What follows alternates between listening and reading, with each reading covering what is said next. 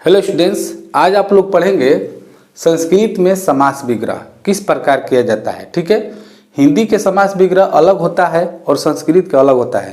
तो आज आप लोग संस्कृत के समास विग्रह किस प्रकार किया जाता है आप लोग ध्यान से देखिएगा। तो चलिए वीडियो को शुरू करते हैं। और चैनल पर नए हैं तो चैनल को सब्सक्राइब करके बगल के घंटी के नोटिफिकेशन बेल को ऑल पे प्रेस कर दीजिएगा। ठीक है, तो चलिए हम शुरू करते हैं वीडियो को।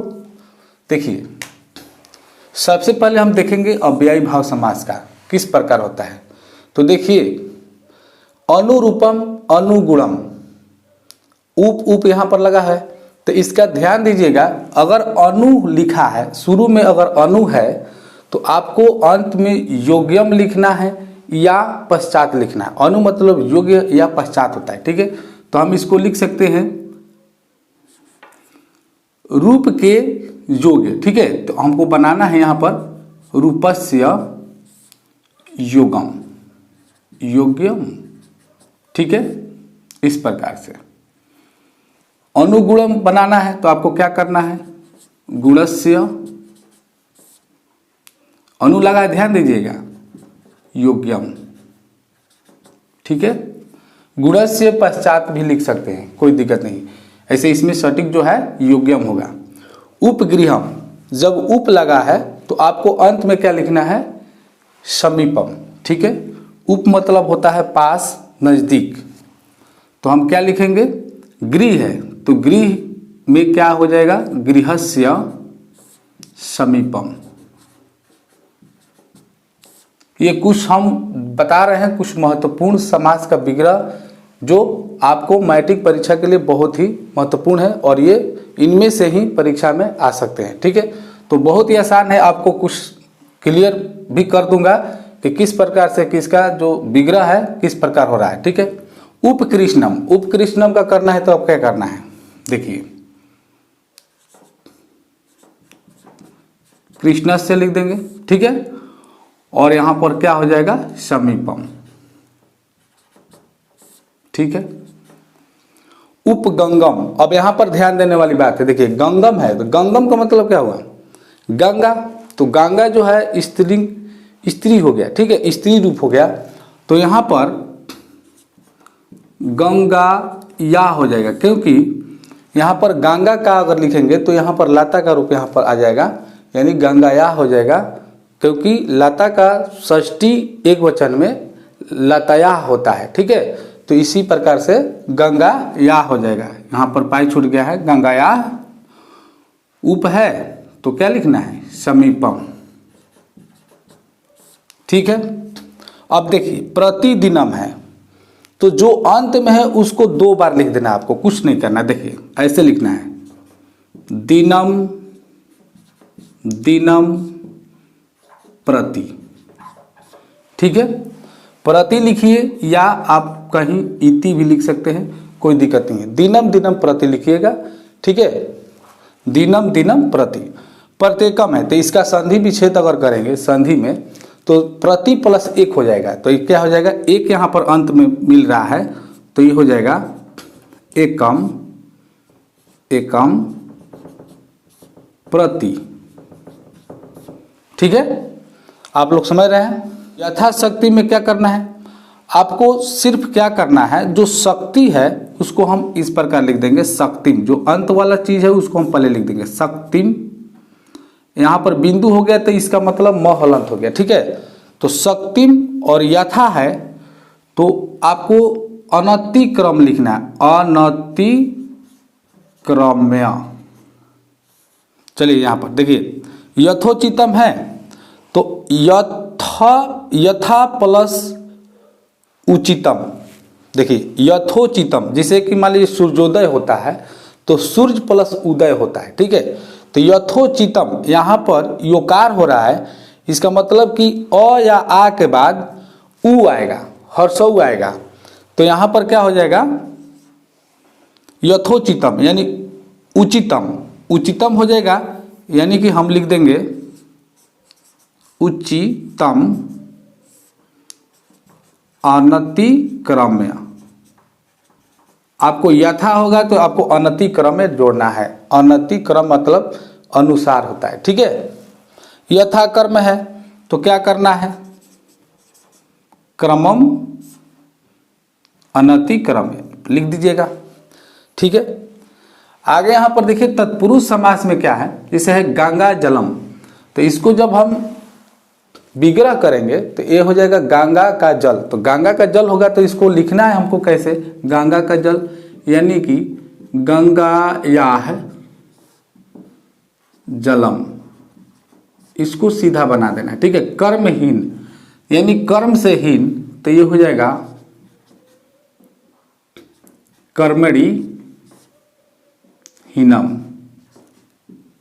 ठीक है, हिमालय यानी हिम का आलय, हिम का घर, तो हिम का घर हमको लिखना है तो ये हो जाएगा हिमस्य, क्योंकि यहाँ पर हिमया नहीं होगा, क्योंकि हिम जो है एक म में पाई नहीं है, आपको बताए थे, तो वो बालक पर चलेगा। ठीक है, तो बालक पर रूप चलेगा या फल पर चलेगा, या फल पर चलेगा तो फल का रूप जो है दो विभक्ति तक फलम फले फलानी होता है, उसके बाद बालक का ही रूप चलता है। तो इसलिए षष्ठी एक वचन में क्या हो जाएगा, हिमस्य हो जाएगा, बालक से होता है तो हिमस्य हो जाएगा। और यहाँ पर आलय है, हिम प्लस आलय होता है, आलय मतलब क्या होता है घर, तो हो जाएगा हिमस्य आलय। ठीक है, दानवीर, अब यहाँ पर देखिए दान में वीर है, दान देने में वीर है, तो क्या हो जाएगा, बालके होता है तो ये हो जाएगा दाने वीरा। ठीक है, व्याघ्र भयम यानी कि बाघ से डरने वाली बात है। इसमें आप लोग तत्पुरुष समास में इसमें कारक का चिन्ह आता है। ठीक है, तो आपको सोचना है कि कारक का चिन्ह कौन सा आएगा। और जिसे मान लीजिए व्याघ्र भयम कह रहा है, तो भयम मतलब क्या होता है, डर होता है, यानी बाघ है तो बाघ से डरने वाली बात है, यानी यहाँ पर से आएगा। और यहाँ पर बाघ से डरने में पंचमी विभक्ति होता है, तो ये हो जाएगा आपका व्याघ्रात भयम। ठीक है, समझ रहे हैं। राजकुमार है यानी राजा का कुमार हिंदी में होता है, तो ये हो जाएगा राजस्य कुमार। ठीक है, राजपुरुष है तो ये हो जाएगा राजस्य पुरुष। ठीक, दानवीर है, देखिए दानवीर दो बार आ गया तो वो यही हो जाएगा, आप लोग को पता ही है, यही जो है दो बार आ गया तो इसको एक मिटा देते हैं। कर्मधारय, कर्मधारय समास में किस प्रकार विग्रह होता है, ध्यान दीजिए।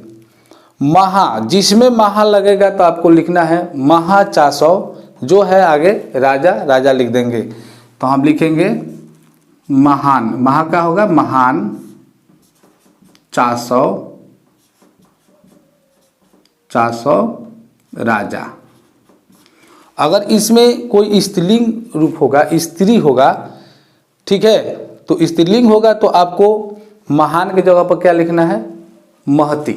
ठीक है, और बाकी वही चीज लिख देना है। चलिए आगे मिलेगा। महात्मा है तो ये हो जाएगा महान चासौ महात्मा, यानी कि आत्मा आ रहा है तो होगा आत्मा। ठीक है, नील कमलम, तो नीलम कमलम हो जाएगा, इसमें कुछ करना नहीं है, नीलम अलग अलग करके लिख देना है, कमलम। ठीक है, महानदी, देखिए यहाँ पर महानदी स्त्रीलिंग हो गया तो यहाँ पर क्या हो जाएगा, महती, महती चासौ, चासौ नदी, महती चासौ नदी। ठीक है, कृष्ण सर्पम, कृष्ण मतलब यहाँ पर काला हो गया, सर्प यानी काला नाग, तो इसको अलग अलग करके लिख देना है कृष्णा सर्पा। ठीक है, घन श्याम, ये बहुत ही वीवीआई क्वेश्चन है, घन श्याम आता है तो घन श्याम हम कृष्ण भगवान को कहते हैं, तो ये हो जाएगा घन यू, घन ही है श्याम, तो ये हो जाएगा घन यू श्याम। ठीक है, हलंत नहीं होगा। कभी कभी घन ही है श्याम अर्थात जिसका जो, तो अगर इस प्रकार से रहेगा यश से स में होगा तो वो हो जाएगा बहुव्रीहि समास में। ठीक है, तो घनश्याम उस प्रकार से विग्रह करेंगे तो बहुव्रीहि समास भी हो जाएगा। आप अंतर समझेंगे तो आप आराम से इसको समझ सकते हैं, बना सकते हैं। तो चलिए आगे देखते हैं द्विगु समास। द्विगु समास में क्या है? त्रिलोकी, त्रणाम, नाम, त्रणानाम, ठीक है, यानी कि 3 लोकों का। तो त्रणानाम,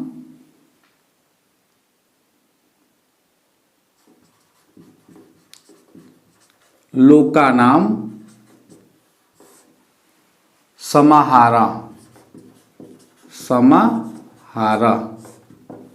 ठीक है, देखिए पंचतंत्र क्या हो जाएगा? पंचानाम, ठीक है, म ऊपर बिंदु दीजिए या ऊपर बिंदु दीजिए या म हलन दीजिए, दोनों बात बराबर है। पंचानाम, तंत्रानाम,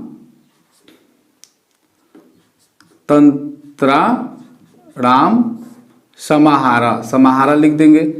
किसी में समाहारा लिखेंगे, ठीक है, क्योंकि पंचतंत्र का समूह यही लिखना है। ठीक है, तो सब में जो है षष्ठी विभक्ति यहाँ पर दिखाई देगा, यानी कि षष्ठी विभक्ति के बहुवचन में पंचतंत्राणाम, पंचाणाम, तंत्राणाम, समाहारा, त्रणानाम, लोकानाम, समाहारा। पंचवाटिका, पंच है पंचवाटिका, यानी कि 5 वाटिकाओं का समूह, तो आपको लिखना है पंचानाम,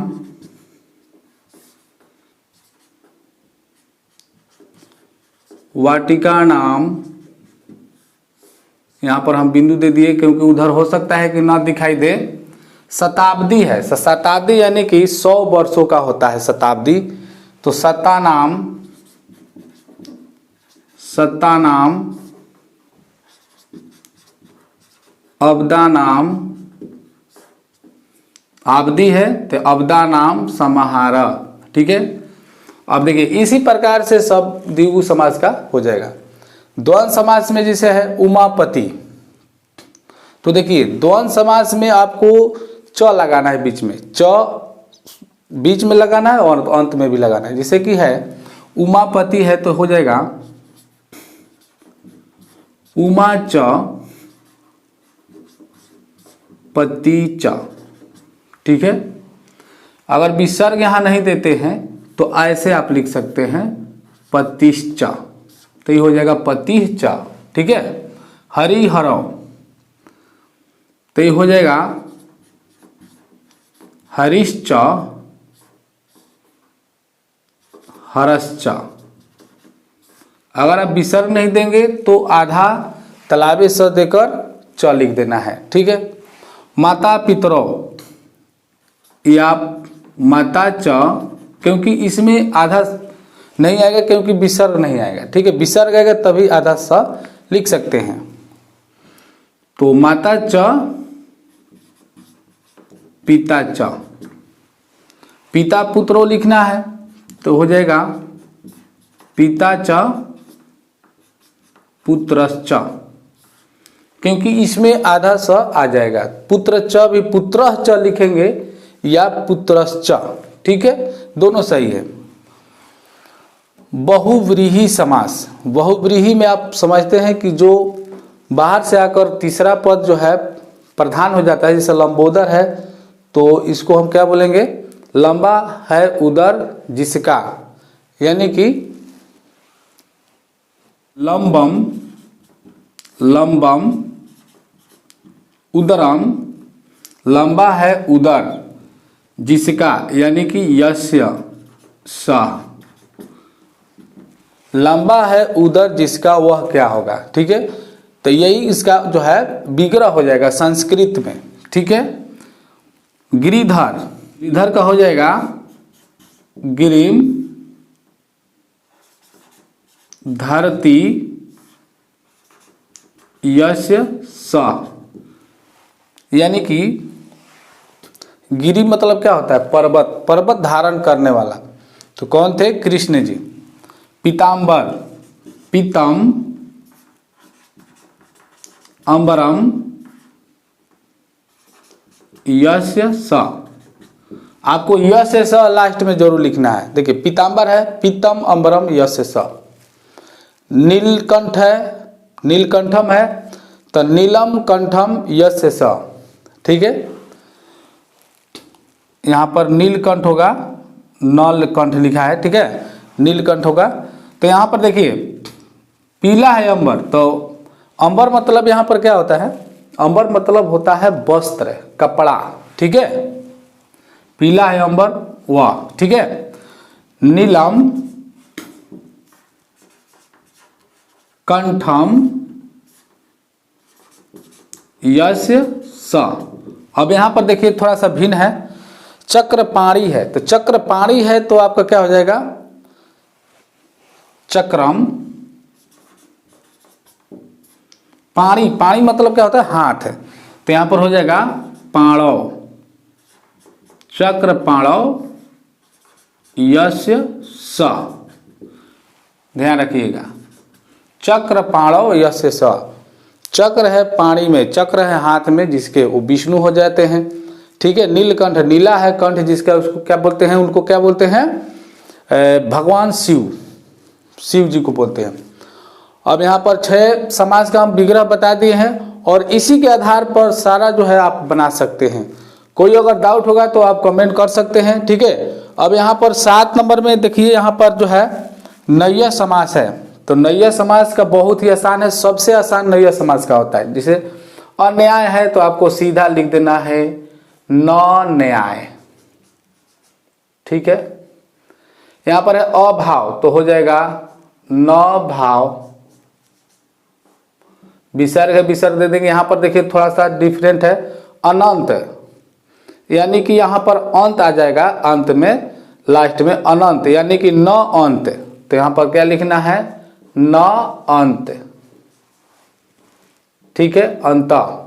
अहिंसा यानी कि न हिंसा, जो न हिंसा करता है, जो हिंसा नहीं करता उसको क्या बोलते हैं? अहिंसा। तो ये हो जाएगा न हिंसा, ठीक है। तो इस प्रकार आप हिंसा लिख दीजिएगा। तो इस प्रकार से जो समास विग्रह है समाप्त हुआ। तो मैं उम्मीद करता हूं कि आप लोगों को समझ में आ गया होगा, और कोई भी दिक्कत होगा तो कमेंट जरूर कीजिएगा। तो चलिए आज के लिए इतना ही, अगले वीडियो मिलते हैं। जय हिंद, जय भारत।